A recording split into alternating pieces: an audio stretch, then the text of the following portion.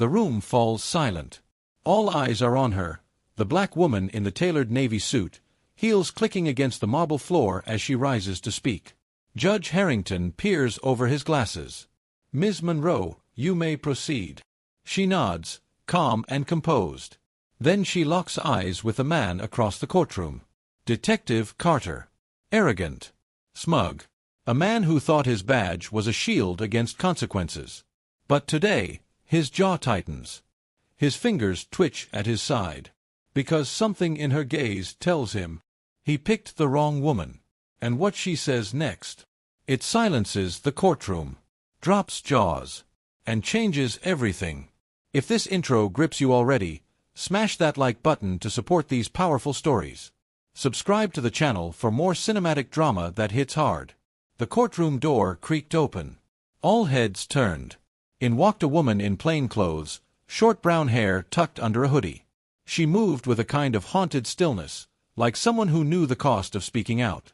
Judge Harrington looked over his glasses. "State your name." She cleared her throat. "Officer Eliza Grant. Badge number 4476. Carter stiffened in his seat. Danielle's voice cut through the tension. "Officer Grant, were you working the night I was detained by Detective Carter?" "Yes."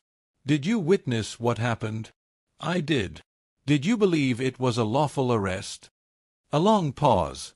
"No," Grant said. "It wasn't." A hush fell over the courtroom. Danielle walked to the projector screen. "Then let's show the jury what you recorded." Click. A grainy body cam clip began to play, not from Danielle's arrest, but a different one. A young black teen, no older than 16, slammed against a cruiser by Carter. The boy cries out. Carter curses. There's no resistance. Gasps filled the room. "Your Honor," Danielle said, "this is just one of 14 internal videos Officer Grant provided." She turned back to the stand. "Officer Grant, why did you come forward?" Eliza swallowed hard. "Because I couldn't keep watching people get hurt and silenced. Because I was told to lose the footage more than once. Because Carter wasn't the only one. He was protected." Carter's lawyer stood, red in the face. "Objection. This is a character assassination." But Judge Harrington didn't budge. "You're not objecting to the truth. Sit down." Behind the scenes, chaos was unfolding. Carter's captain, who once defended him, was suddenly on leave. 2 assistant DAs who dismissed earlier complaints, gone quiet. Danielle's legal team leaked redacted files to the press. The headlines began to shift. Hero cop or habitual abuser. City faces lawsuit over racial profiling ring. Carter had once walked through the department with a smirk and swagger. No. His name was poison. And yet, Danielle knew. They wouldn't go down without a fight. Later that night, Danielle left the courthouse.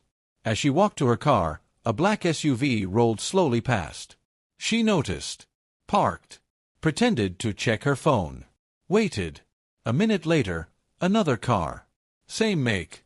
Same slow crawl. She wasn't paranoid. She was being watched. She called Judge Evans again. "They're getting desperate." He warned her, "When you take down power, power pushes back." Danielle knew this wasn't just about Carter anymore. This was about the machine that created him. She'd pulled back the curtain, and now the architects were scared. But she wasn't. She was ready. Back in court, Carter finally took the stand. He looked worn now. Less confident, but still defiant. Danielle approached slowly. "Detective Carter," she began, "do you remember telling me to go ahead and file a complaint the night you arrested me?" "I don't recall," he said flatly. She played the clip again. His voice crystal clear. "Go ahead. File it. No one will believe you anyway." The jury shifted uncomfortably. Danielle stepped closer. "Do you remember falsifying reports in the Lewis and Mendez cases?" "I never falsified anything." She held up printed documents. "Because these 2 reports were signed by you. But Officer Grant's footage tells a different story." Carter went quiet. She leaned in. "Tell me, Detective, How many other lives did you ruin before you made the mistake of coming after me? Silence. The kind that screams guilt. By the time court recessed, the story had gone viral. Social media exploded with hashtags. Hashtag Monroe vs. Badge. Hashtag Not Untouchable. Hashtag Justice for the Silenced. A protest formed outside the courthouse. Chants. Posters. Names of victims Danielle had uncovered from old case files.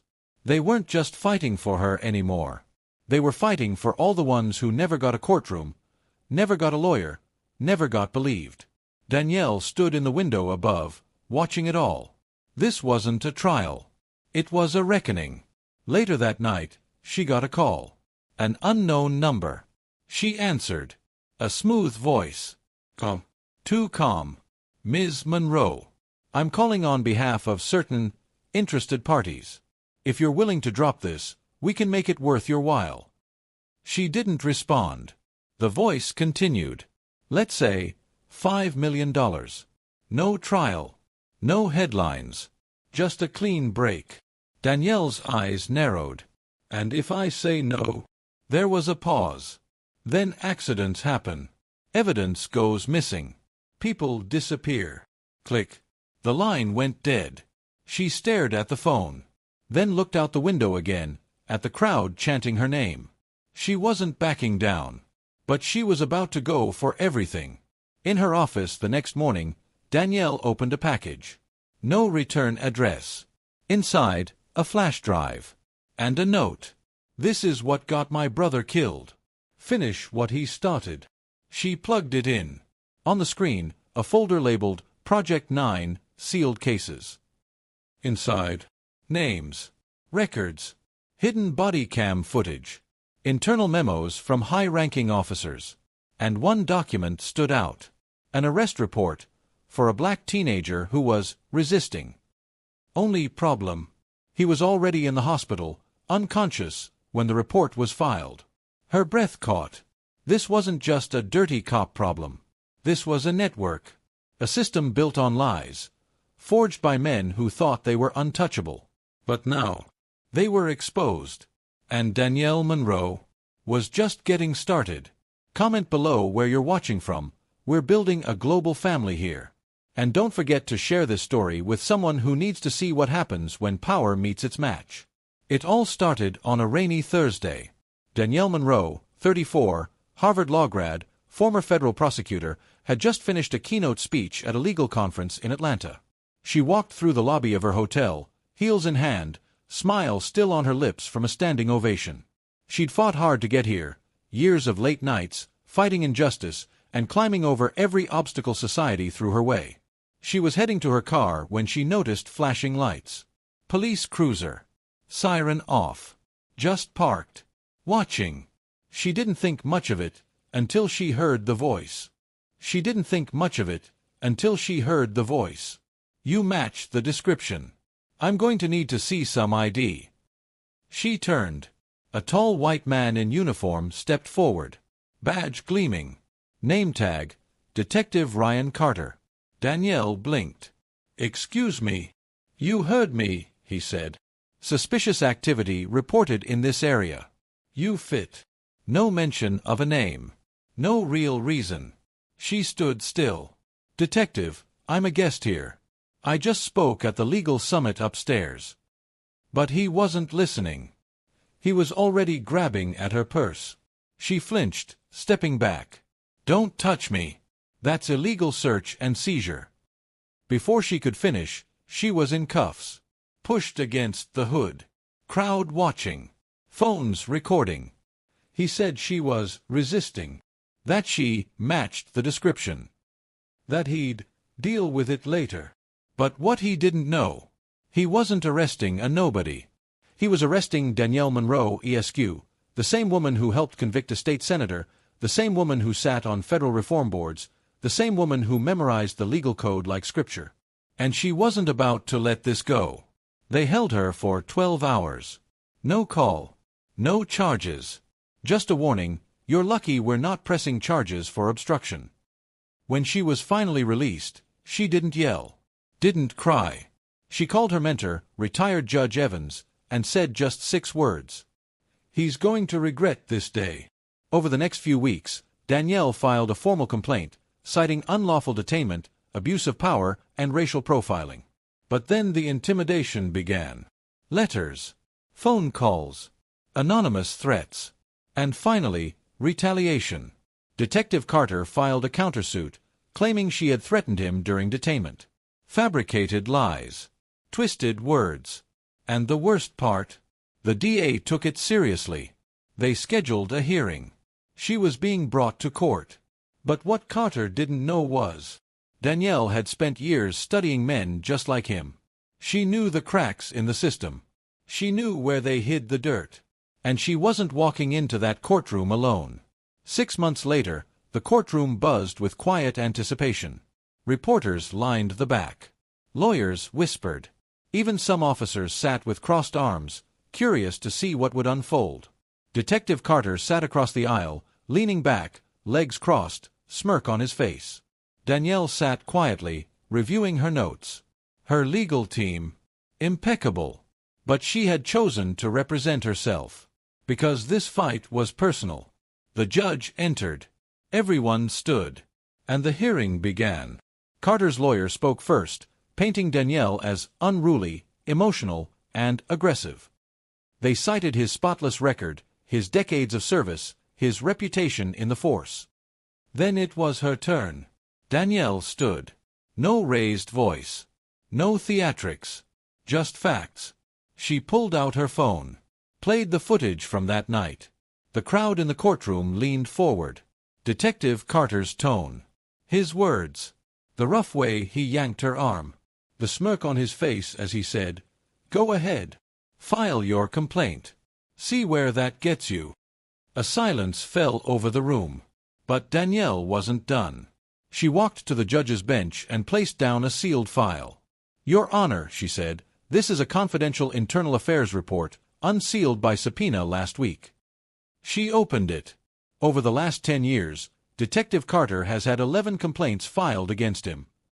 Carter shifted in his seat. For use of excessive force, racial profiling, and intimidation tactics. Gasps echoed in the gallery. "But none were pursued," Danielle continued.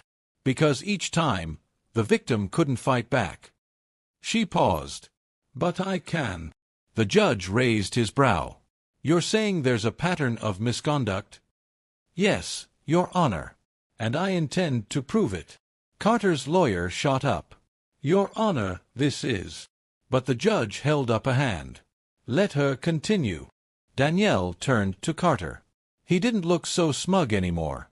And that was just the beginning. In a private room beneath the federal courthouse, Danielle, flanked by 2 federal agents, flips through the contents of the flash drive. Each folder is worse than the last. Confidential memos. Forged arrest warrants. Surveillance images. Dozens of sealed cases involving minorities, all buried with the same signature, Chief Randall Pike. The very man who promoted Carter. Danielle points to a line on one file. Project 9. Active across 6 precincts. Immunity ensured. Agent Vasquez leans forward. "This isn't just a corruption case. It's organized. Systemic. We've suspected for years. But no one could crack it." Danielle locks eyes with him. "I'm not cracking it. I'm tearing it down." She needed a name.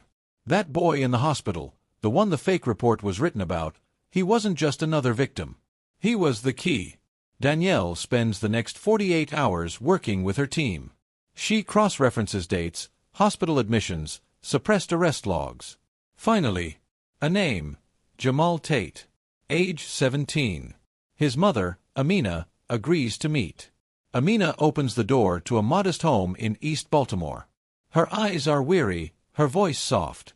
"He hasn't spoken in over a year," she says, gesturing to Jamal, seated quietly in a wheelchair, staring out the window. "They said he resisted.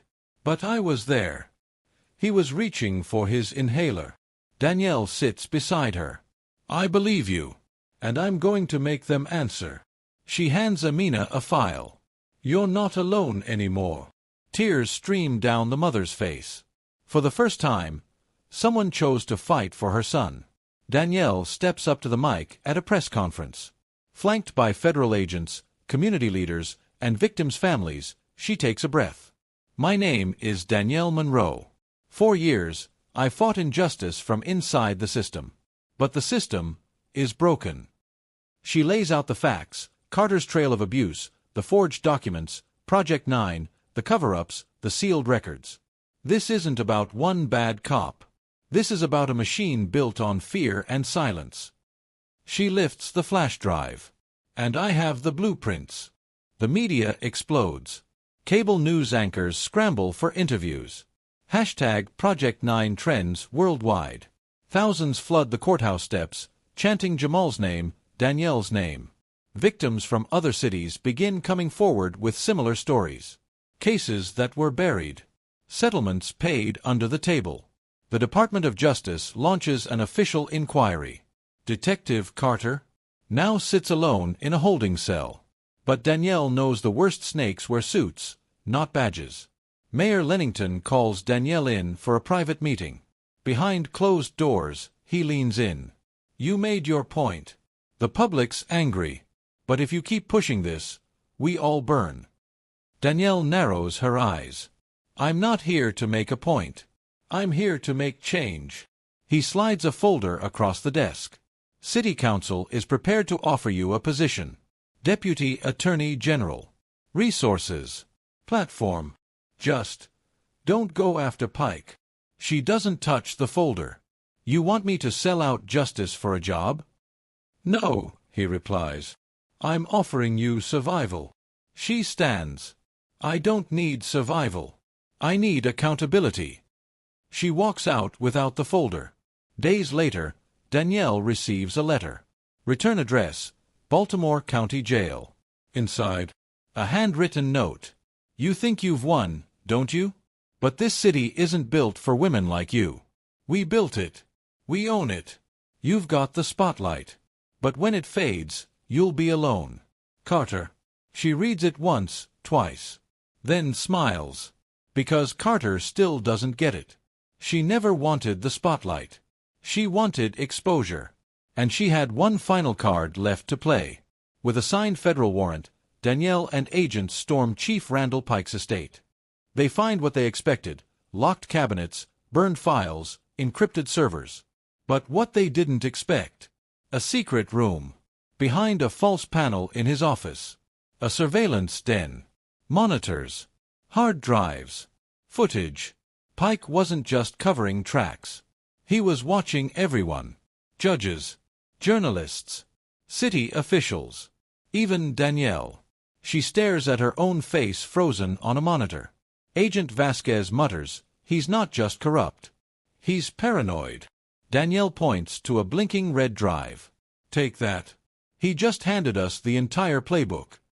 As news of the raid breaks, Danielle receives a text from a restricted number. "You've made powerful enemies. Look out your window." She does. A black car sits across the street. And this time, it isn't the feds. It's him, Chief Randall Pike, watching her, smiling, like he knows something she doesn't. Then the car pulls away. No plates. No trace. No mistake. Danielle realizes. She may have taken down Carter. But she's only scratched the surface of Pike's empire. Danielle meets Agent Vasquez at a secure location, a decommissioned federal records facility, now serving as an off-the-books investigation hub. He looks rattled. "We decrypted part of the Redbird drive," he says, "and it's worse than we thought." He lays out the files. Secret communications between Chief Pike and a private contractor named Orion Corp., a global surveillance firm tied to intelligence work and black ops security deals. Code-named programs targeting disruptive legal professionals, activist prosecutors, and community agitators. Danielle's name appears 47 times. Under the label, Threat Priority, Level 1. She frowns. Who funded this? Vasquez's jaw tightens. The city. The feds. Private investors.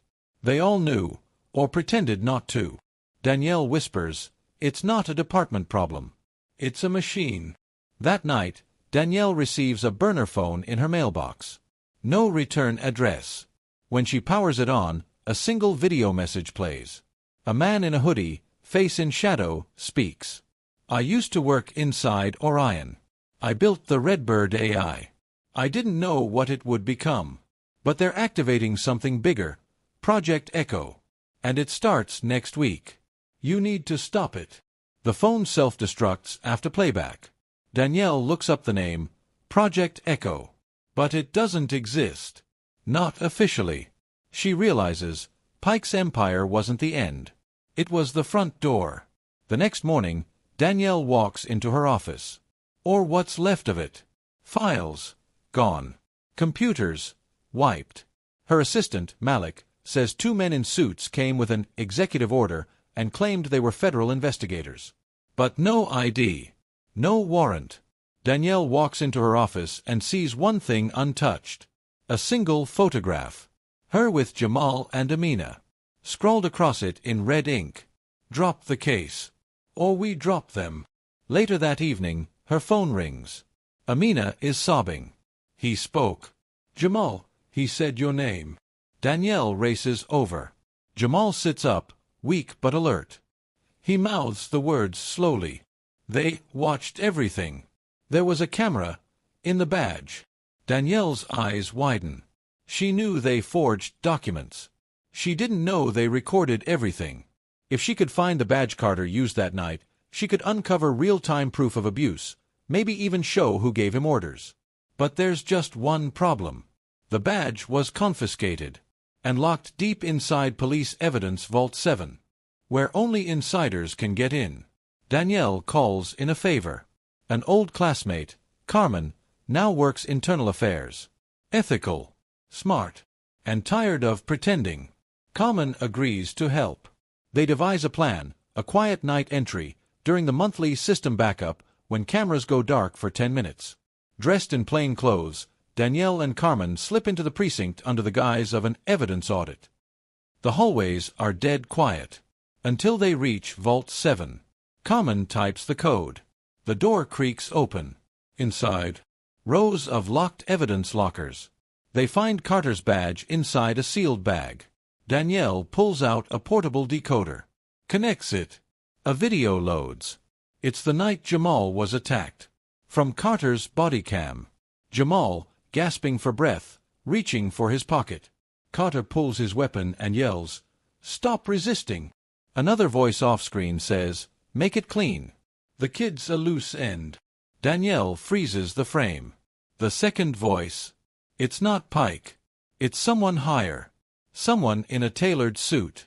Someone who doesn't belong at a street-level arrest. She enhances the audio. Voice print match. Mayor Lennington. Danielle knows the clock's ticking. So she sets the stage.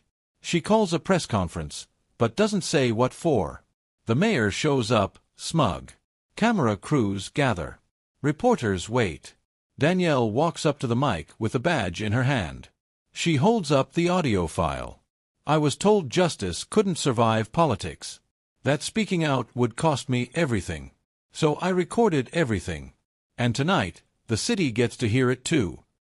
She hits play. Carter's voice. Jamal's cries. And then, Mayor Lennington. Make it clean. Gasps echo through the crowd.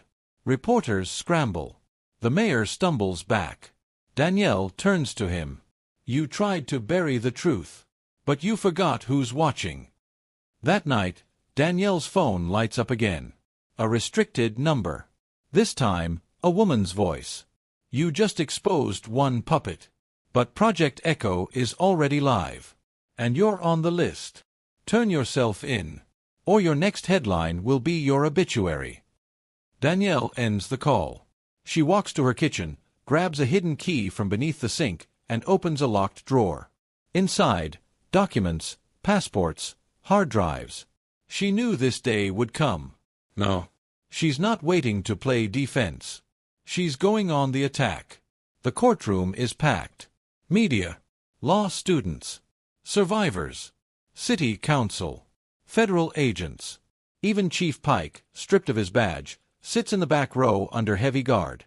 Danielle stands before the judge. The defense is ready, Your Honor. Across the aisle, the state of New York, armed with everything they've got. Or so they think. Their lead prosecutor is a government loyalist named Gideon Holt, cold, clinical, and condescending. The type who's buried more truths than he's argued. He walks to the podium. Your Honor, we move to dismiss all claims filed by Ms. Monroe. Her evidence was obtained through questionable methods and includes confidential materials that may pose a national security risk. Danielle doesn't flinch. She steps forward. Respectfully, Judge, what they're really saying is that the truth is too dangerous for the public to hear. The courtroom goes silent. Danielle begins presenting her case. Not just Jamal's, but a pattern. She displays footage, documents, and audio recordings. One after another, names fall. A whistleblower officer in Baltimore who was silenced. A mother in Atlanta whose son resisted arrest with his hands up. A judge in D.C. who was blackmailed into throwing out discrimination suits. All of it connected through Project Echo. Danielle walks to the jury. You're not looking at one bad cop or one racist policy. You're looking at a network designed to erase justice before it's ever written down. The prosecution strikes back hard. They accuse Danielle of illegal hacking, conspiracy, and even espionage. Gideon snarls, You want to be the hero? You're just another vigilante with a grudge. Danielle looks at him, then at the jury, and calmly replies, If telling the truth makes me a vigilante, then let the whole system burn. The room erupts. The judge bangs the gavel. But the tide is shifting. Just when things start looking shaky, Danielle drops her final card. A surprise witness enters, the engineer, the same shadowy figure who sent her the Redbird message. He's former Orion Corp., now in protective custody. He takes the stand and pulls up a digital dashboard. This, he says, is Project Echo's live command system. It tracks millions of civilians, predicts behavior, and triggers containment measures before crimes are even committed. Pre-crime. Thought policing. Algorithmic bias. Danielle asks one question. How many times did it target white defendants in corporate cases? The screen flashes. 0.0007%. The jury stares in horror. As the engineer leaves the stand, Danielle plays one last recording. A phone call between Mayor Lennington and Pike. Lennington says, This whole city's a chessboard. Monroe's just a pawn. Sacrifice her, and we keep our funding. Gasps ripple across the room. Danielle looks directly at the cameras.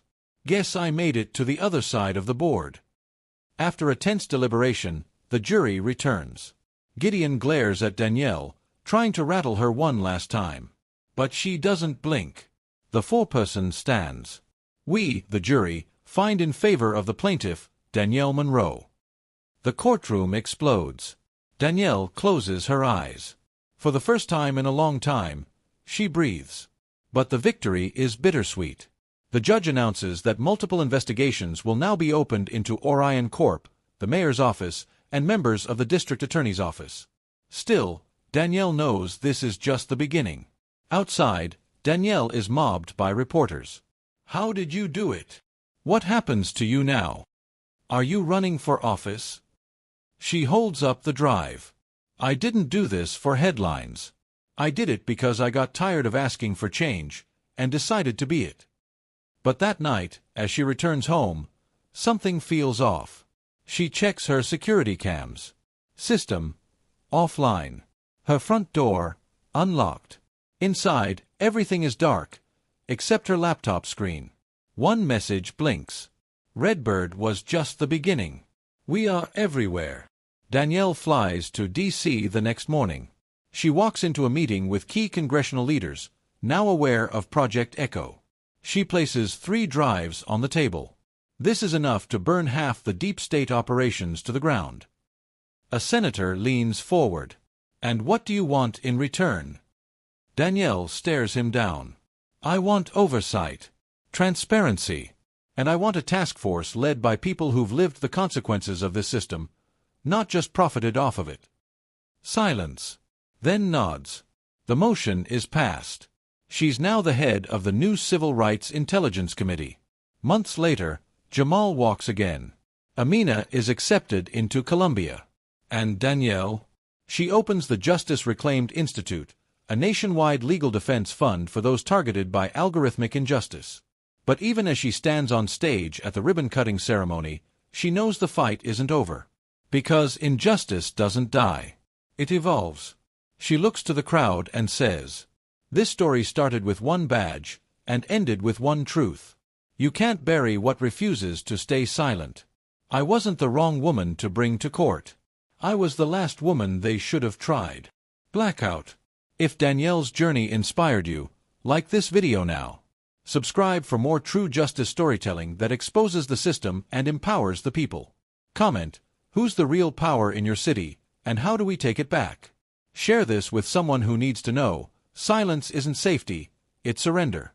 This was the conclusion of He Thought His Badge Made Him Untouchable, until he brought the wrong black woman to court. But Danielle Monroe's story is just beginning.